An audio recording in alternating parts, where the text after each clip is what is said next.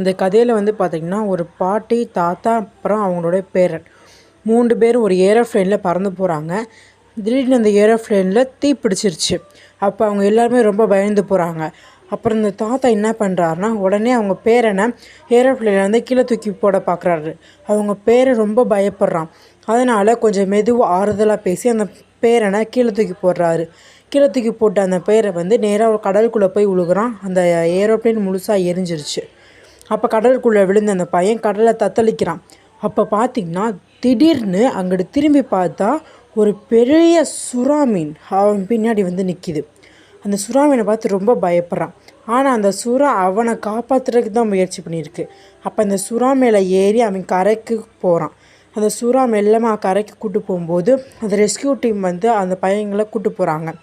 அப்புறம் பார்த்தா திடீர்னு அந்த சுறா அழுகுது. ஏன்னு பார்த்தா இன்னும் யாரும் லைக் அண்ட் சப்ஸ்கிரைப் பண்ணலையா. ஃபேமா